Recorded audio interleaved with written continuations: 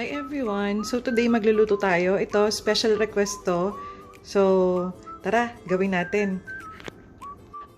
Ang lulutuin pala natin ngayon ay sopas. So ito yung mga kailangan natin.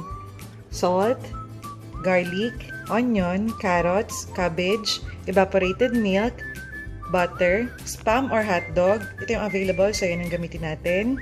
Macaroni, chicken, fish sauce, black pepper, at saka garlic powder. So tara, hihiwain ko muna yung mga gulay natin tapos maglalaga na ako ng manok.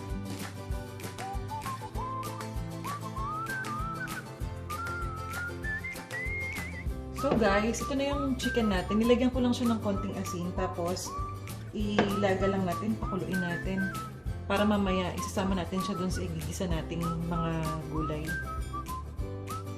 Maghiwa na rin tayo ng spam or kaya yung hotdog.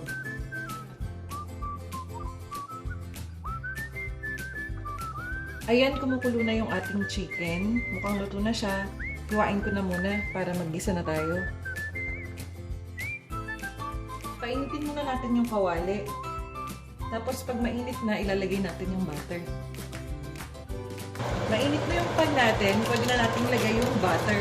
So ito, lagay na natin. Pag tunaw na yung butter, igisa na natin yung garlic. Halo-halo lang. Ilagay na rin natin ang onion. Ilagay na natin yung manok. Tapos haluin natin. Hayaan lang natin maluto.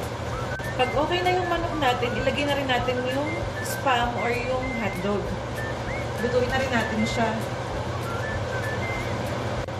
Ito nga pala guys, yung sopas, madalas ko itong iluto dati nung nasa Singapore pa ako. So natitikman siya ng ibang mga kasamahan ko rin. So ayun nga, merong nag-request na lutuin ko nga daw. Pag luto na yung ginigisa natin, pwede na natin siyang lagyan ng tubig. Usually yung water na nilalagay ko, yung pinaglagaan ko ng manok, o kaya pwede ko pang dagdagan ulit ng water. Tapos tatakpan na lang natin siya at lutuin pa. Antayin natin kumulo. Check natin siya ulit. Yan, kumukulo na. Pag kumukulo na, pwede na natin ilagay yung gatas. Yan, lagay natin yung gatas. Binubuhos ko na lang lahat. Maglagay na rin tayo ng pepper. Saluin lang natin. Pag kumukulo na siya guys, ilagay na natin yung ating macaroni. So ito, lagay ko na. Takpan at lutuin pa ulit. Masarap nga pala ang sopas pag may egg, so maglaga tayo ng egg.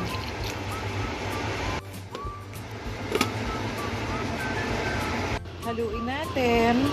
Saka guys, i-check pala natin kung okay na yung macaroni. Kasi minsan may macaroni, sobrang tagal maluto, meron din mabilis. So, tingnan natin.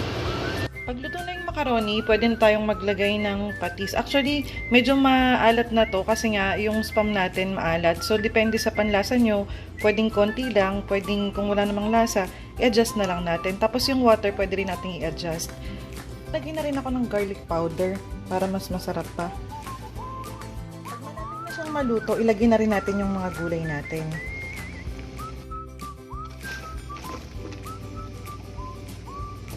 Dati pa pala guys, pumupunta kami dun sa bahay namin, tapos mag-aaya yung mga kasamahan ko sa trabaho, tapos lulutuan ko sila ng ganito. Ang sarap din kasi talaga nitong sopas, lalo na pag yung mainit, tapos meron kang egg. Nako, napakasarap. So ito, antayin na lang natin, maluluto na to. Tatakpan ko muna. Mga siguro after 5 minutes, tingnan natin ulit. Ito na. Tingnan na natin ang ating sopas.